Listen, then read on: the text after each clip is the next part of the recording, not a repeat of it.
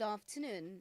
This is news around the world on Pensioners 106.7 FM, Agbarigo Onireke, Ibadan. You can also listen live on www.pensioners1067fm.com. I am WURAOLA OLAKANMI. First, the top stories. Ibas exits Rivers Government House. Spain arrests 19 on suspicion of torture, murder. In sports, Super Falcons hail captain Onome Ebi as she retires. Now the news in full.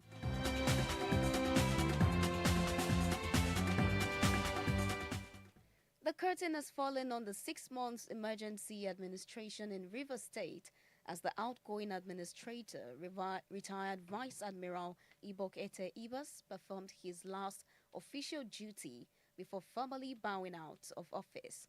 At a ceremony preceding his exit, Ibas supervised the swearing-in of Mrs. Inyigi Brown as the substantive head of service of Rivers State. Brown had been performing in an acting capacity since the resignation of the former head of service, George Mwaike. He was charged that to offer Governor Siminalayi Fubara equal loyalty she gave to the interim administration when she served in an acting capacity. The outgoing administrator's address was aired across local broadcast stations, officially announcing his exit. Similarly, the Rivers State House of Assembly has held its post-emergency plenary. The sit-in followed the lifting of the emergency rule by President Bola Tinubu yesterday and the resumption of democratic governance in the state. According to reports, the plenary was presided over by the Speaker, Martin Amewole. Stakeholders in Nigeria's education sector have intensified preparations to mobilize 60,000 teachers for the upcoming Let There Be Teachers conference.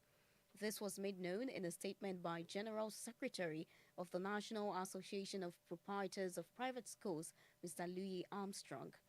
According to him, a strategic meeting which brought together members of the Nigeria Union of Teachers and other key players focused on finalizing strategies for what could become a Guinness World Record event, the largest teachers gathering in Nigeria's history. He described the conference as a landmark moment for Nigerian educators, saying the unprecedented gathering is scheduled for Saturday at Tafawa Balewa Square, Lagos State.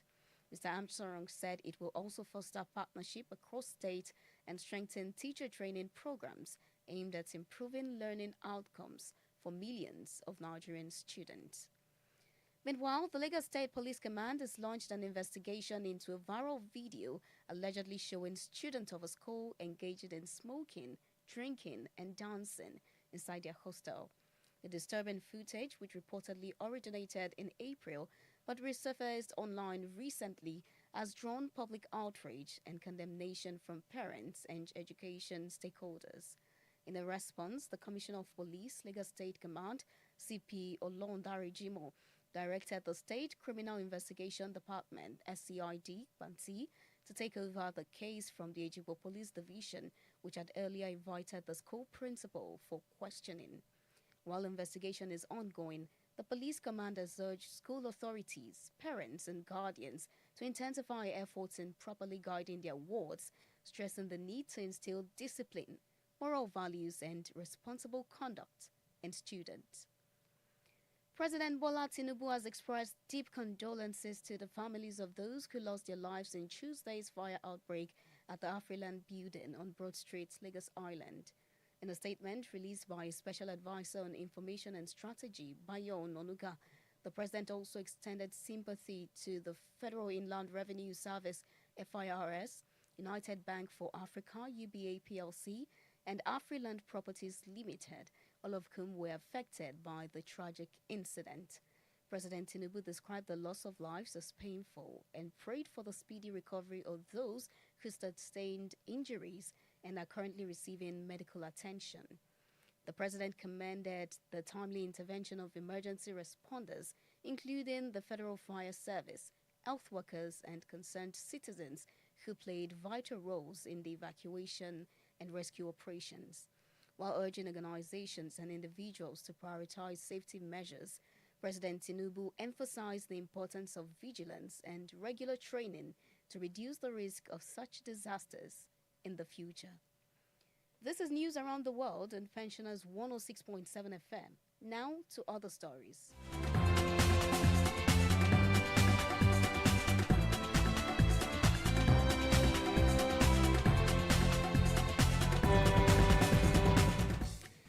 Spanish police say they have arrested 19 people suspected of murder and torture after more than 50 went missing from a migrant boat that was traveling from Senegal to the Canary Islands.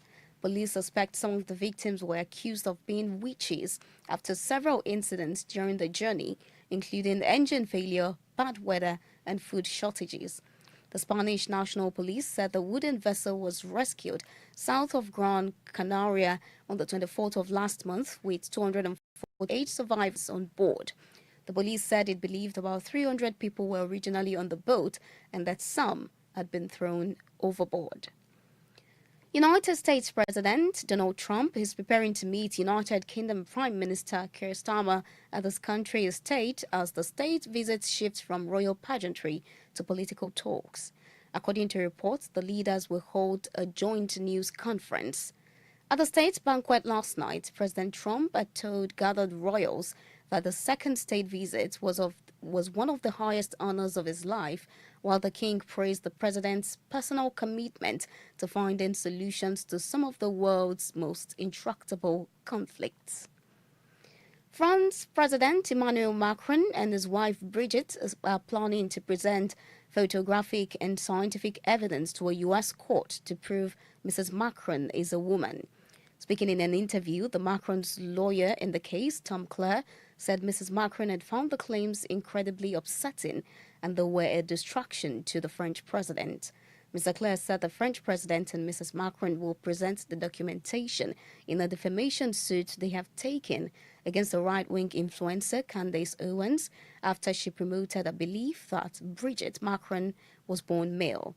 However, Ms. Owens' lawyers have responded with a motion to dismiss the claim.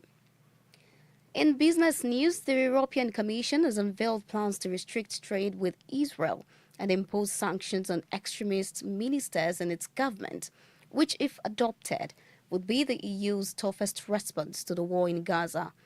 The plans, trailed by Commission President Ursula von der Leyen last week, would suspend trade-related provisions of the EU-Israel Association Agreement.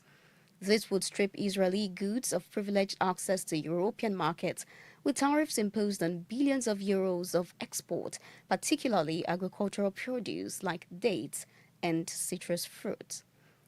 This is news around the world on Pensioners 106.7 FM. We will be back with a pension story.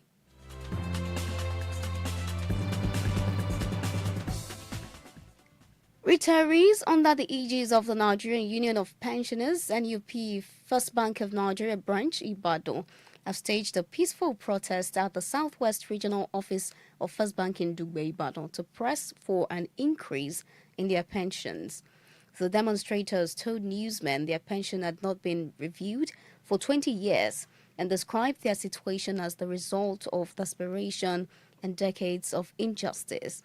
Their spokesperson, Debo Olaoya, Oluladekoya, and Sonjo Akomo said 75% of the retirees survive on a monthly pension of 15,000 naira, which they said was inadequate. They argued that given the national minimum wage of 70,000 naira, their pension should at least be 60,000 naira. The group also demanded an increase in their 30,000 naira yearly medical allowance and the release of a 300 billion naira trust fund, which they said was established for them by the bank's founders. This is news around the world on Pensioners 106.7 FM. We will be back with entertainment and sports stories.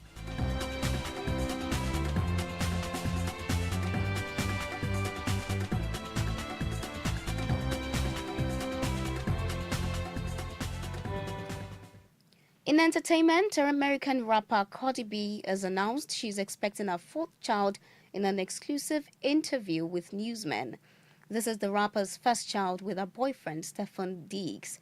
Cardi B said she feels excited and happy to welcome her baby, which is due before her first arena tour kicks off in February next year.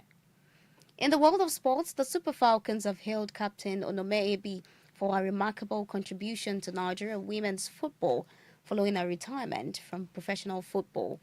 In a heartfelt message posted on social media by teammate Rashida Tajibade, the football team praised Ebi's leadership and legacy. Ebi was praised for proving that no dream is too big and no barrier too high. Ebi ends a 20-year-long career with the national team, earning 109 caps, the most by any Nigerian female, and winning 4 African Women's Championship titles. She also made history in 2023 as the first African footballer, male or female, to play in 6 FIFA Women's World Cup tournaments. To end the news around the world, here's the recap of the main stories. The curtain has fallen on the 6-month emergency administration in Rivers State as the outgoing administrator, retired Vice Admiral Ibok Ete-Ibas, performed his last official duty before formally bowing out of office. Spanish police have said they have arrested 19 people suspected of murder and torture after more than 50 went missing from a migrant boat that was traveling from Senegal to the Canary Islands. In the world of sports, the Super Falcons have hailed Captain Onome Ebi for her remarkable contribution to Nigerian women's football following her retirement from professional football. For any information, call us on 0802 237 3535, 0704 315 6453, or email us at pensionersnewsroom@gmail.com. You can also visit us at Oyo State Pensioners House, Agbarigo, Onireke, Ibadan, and on www.pensioners1067fm.com. The news editor is Yetunde Oke. I am WURAOLA, OLAKANMI. Thank you for listening. Good afternoon.